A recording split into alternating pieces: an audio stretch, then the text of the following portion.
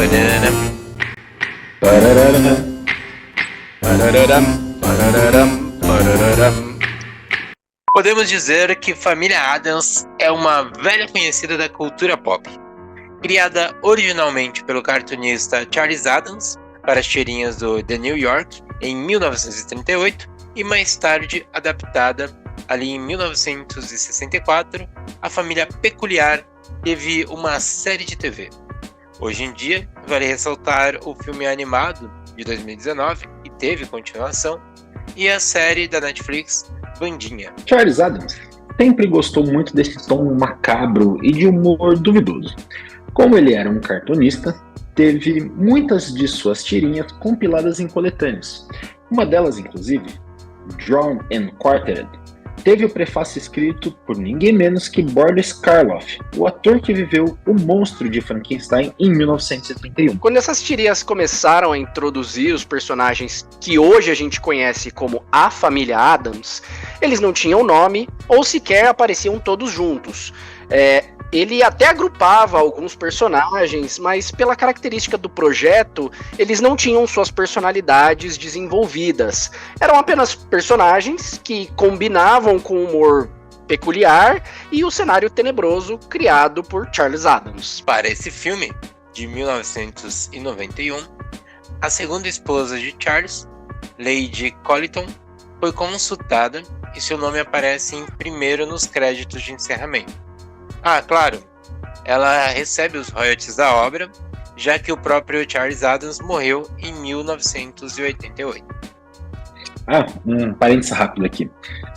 A música dos créditos de encerramento, intitulada Addams Groove, é de ninguém menos que o glorioso MC Hammer. Aquele cara que nos presenteou com... Depois de uma introdução como essa, eu só posso dizer... Jackson Lima, a sinopse, por favor. Vamos lá.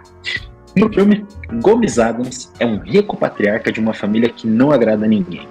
Querendo reatar os laços com seu irmão Fester, desaparecido há tantos anos, Gomes e sua família fazem um ritual que aparentemente deu certo. Mas aos poucos, eles começam a suspeitar que aquela pessoa que está entre eles pode não ser o irmão de Gomes. Logo de início, eu digo que Família Addams vale muito mais pelas suas cenas do que pelo roteiro que tenta amarrar essas situações umas às outras. Tipo, de verdade, eu achei muito ruim a história. Mas o filme acaba fisgando pelo absurdo que é mostrado e pelo carisma dos seus atores.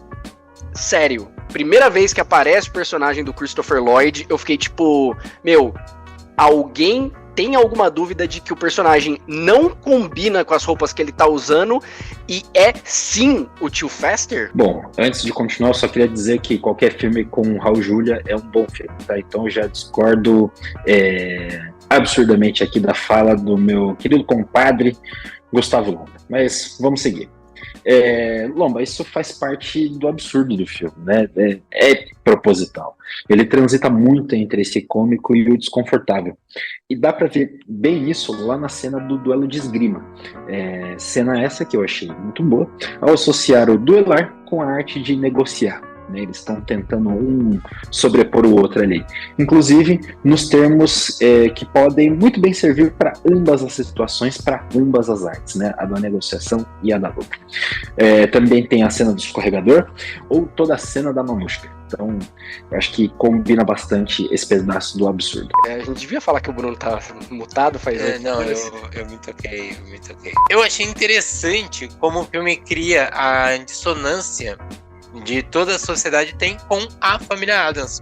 A cena da peça de teatro é um bom exemplo. Sempre que alguém espera que um membro da família Addams se comporte de um jeito, o filme empurra eles na direção contrária, deixando a sociedade claramente desconfortável com o resultado. E eu diria mais, eu diria que o filme, em grande parte, é sobre isso aí. É criar esse desconforto do que uma família tão peculiar quanto a família Addams causa uma sociedade dita normal e que precisa de terapia. Mas eu diria que nesse ponto, o filme é muito certeiro ao domar esse desconforto, porque não é só sobre o quão distante essa família seria das outras, mas na verdade o quão próxima ela seria, né? Cenas que mostram o quanto a família é unida, o casal Gomes Mortícia tem as suas carícias mais fortes, né? Vale lembrar que ela chama ele de Mon Sauvage, né? Meu selvagem em francês. Aí eu gastei meu francês aqui, tomara que a pronúncia esteja correta. E por mais que ninguém admita, muita gente tem eles como aquela conexão ideal, né? Aquele casal que todo mundo gostaria de ter, né? Aquele par bacana, né? Look at her. I would die for her. I would kill for her. E ali, no final do filme, só para não deixar de comentar isso também, a ex-esposa do advogado dos Adams, ela acaba cedendo aos encantos do primo It. A morte também pode parecer como essa relação de repulsa e fascínio. É inegável que a gente teme a morte, muitas vezes não sabe abordar o assunto e nem processar em nossas mentes suas relações. Então, quando a gente vê uma família que incorpora elementos mórbidos, isso nos causa um certo desconforto e certo fascínio. Ou seja, como as demais pessoas do filme, a gente não entende como eles podem tratar a morte com tanta naturalidade, e mesmo que racionalmente a gente tenha essa clareza, ainda é um abismo emocional aceitar o fim do ciclo da vida. Mas também, tal qual os próprios Adams, não dá pra negar um certo encanto de querer olhar a morte mais de perto. Não no sentido de querer morrer, mas de contemplá-la. A arte, ela traz muito isso. Por exemplo, a gente pode falar do conceito de danse macabre, que é uma analogia que diz que no final das contas é a dança da morte que une todo mundo. Poético. E dá para ir além, né? A família Adams e os seus chegados é cheia de pessoas encanteadas pela sociedade americana. E isso é mostrado na cena que a Mortícia leva o Foster pela primeira vez ao cemitério, explicando sobre as gerações das famílias de bruxas, de monstros, né? O próprio mordomo, ele é simplesmente uma réplica do monstro de Frankenstein. Pessoas atípicas fisicamente, como a fauna e a flora, dentre outras personalidades que as pessoas comuns costumam não pensar muito, mas aqui elas se reúnem e são felizes. Concordo com vocês. O filme é divertido e faz a gente se perguntar bastante quem somos nós para julgar a família e o gosto dos outros. Tanto que na narrativa, os cidadãos normais são os vilões. Eles não entendem a forma de viver da família Adams e querem apenas saquear o seu ouro e seu tesouro. Nota para pensar que Gomes claramente é um sobrenome latino, hispânico no mínimo. Então você tem uma sociedade americana, branca, querendo saquear o ouro latino. Onde que eu vi isso mesmo? Não lembro direito. Mas eu também concordo com o Lomba sobre o roteiro ser fraco, principalmente no ponto focal da trama. O tio Foster, a mudança de humor dele, a hora alternando ali entre capacho da mãe e hora empolgado com a família. Eu sei que mostrar e não contar é quase que uma máxima para os filmes, né? Mas isso aqui não está subentendido, é confuso. E eu fiquei sem entender o porquê oscilava tanto a personalidade dele, tocando apenas por conveniência do roteiro. E por falar em subtexto, eu acho muito legal como o filme brinca com a tensão de dor e prazer, tentando deixar o público desconfortável, ou outra coisa, sei lá, quando o casal Mortícia e Gomes começam a declarar o seu amor um pelo outro. A cena de amor dos dois no cemitério, pra mim, é bastante emblemática, especialmente sobre a questão de deixar as coisas subentendidas. Na cena, temos os dois se declarando, como eles fazem bastante nesse filme, e depois eles começam a se amar. E a cena corta para as estátuas que estão ali no cemitério que eles têm no quintal. Só que se a gente olhar para as estátuas mostradas, algumas são claramente insinuações de poses sexuais, como o arco, e outras são assumidamente poses sexuais, como o da estátua deitada no bloco de pedra. Não falei? Não é à toa que muita gente elege o casal como uma meta de relacionamento. Eles acabaram se consolidando nesse símbolo de casal muito passional. E eu acho, inclusive, que o filme tenta passar isso, até na escolha das falas que não são em inglês. O Gomes fala em espanhol, o muy caliente, enquanto a Mortícia fala em vários momentos em francês, que é a linguagem associada, entre aspas, ao amor. Então, tudo para reforçar a ideia de que há muita paixão entre os dois. Inclusive, no final, descobrimos, depois de tanto amor aparentemente desencapado, né, no cavalo indígena, que a Mortícia está grávida de um bicho de 3 pernas. Bom, deixa eu ficar quieto. Mas trazendo o foco pro filme como aspecto geral, acho que consigo dizer que serviu para reintroduzir a família Addams na cultura pop para essa geração dos anos 90, né? E afinal o filme até ganhou uma sequência, além de contar com um elenco bastante carismático. A história é besta? Mas tem personagens muito bons e cenários igualmente excelentes. O que me faz abrir mais um parênteses para o vestido da Mortícia, que é o momento clô.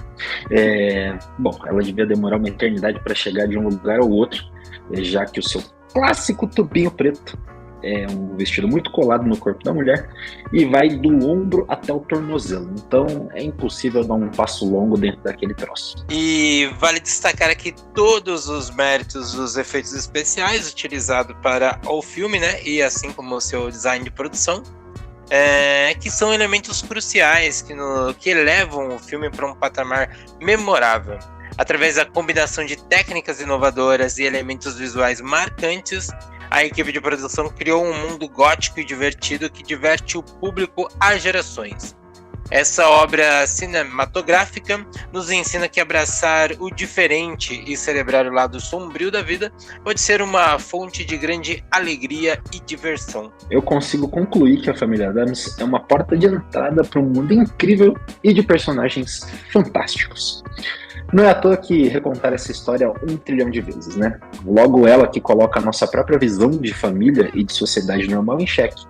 Um exercício excelente de imaginação, ainda que meio do meu lado. Falando de conclusão, eu preciso ser franco e eu achei o final bem qualquer coisa.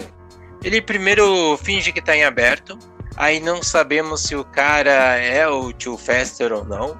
Depois, em seguida, ele corta para uma explicaçãozinha bem michuruca, mas é usado para explicar para todo mundo que ele é sim, mas que ele também foi manipulado pela doutora Greta.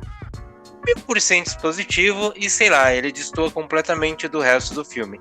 Tem cara de remendo e não é dos melhores. E depois de todas essas considerações, eu acho que é hora de falarmos de curiosidades. Se você acha que esse filme tem cara de Tim Burton, saiba que você não foi o único. Ele foi cogitado para ser o diretor do filme, mas teve que recusar porque ele estava trabalhando em Batman: O Retorno.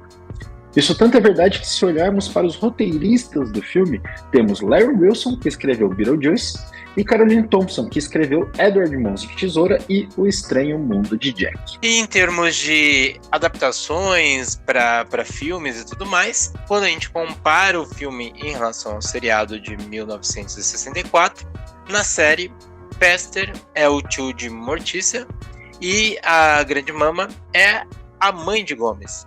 No filme, o Fester torna-se o irmão do Gomes e a Grande Mama é a mãe de Mortícia. Isso não foi mudado desde então, permanece dessa forma. A ideia inicial do filme era deixar um final em aberto mesmo, por isso que acaba acontecendo o final ali que eu falei que ficou meio sem pé nem cabeça, né? Mas os atores principalmente não gostaram da ideia de um final em aberto, eles se reuniram ali com o Christopher Lloyd e todo o elenco para poder com que eles fizessem a pequena Christina Ricci, que era uma criancinha e eles sabiam que o diretor não ia dizer não para uma criança, e aí fizeram ela ir lá de bode expiatório para convencer ele a dar um novo final, e esse final foi concedido e é o que nós vemos, por isso que ele tem essa sensação ali de remendo. A produtora Orion, que detinha os direitos do filme, estava com medo de Família Addams ser um flop. ela que já vinha de alguns fracassos comerciais seguidos, estava com receio e temendo pelo pior, acabou vendendo os direitos de distribuição doméstica para Paramount. E a produção do próprio filme só ficou sabendo através de jornalistas o que aconteceu. Porém, eu acho que a Orion se arrependeu bastante dessa venda, pois com um orçamento de 30 milhões de dólares, o filme se provou financeiramente um sucesso, fazendo um total de 191 milhões de dólares de bilheteria, sendo que desses, 113 milhões foram de bilheteria doméstica arrecadados nos Estados Unidos, onde a Paramount detinha os direitos. É isso, galera. Não se esqueçam de curtir o vídeo, comentar e compartilhar. Siga a gente nas redes sociais, TikTok e Instagram. E também faça parte do Clube dos Patos, acessando patoscada.com.br/clube. Porque os patos vêm aí. Patos vêm. O Lomba não estudou o ritmo.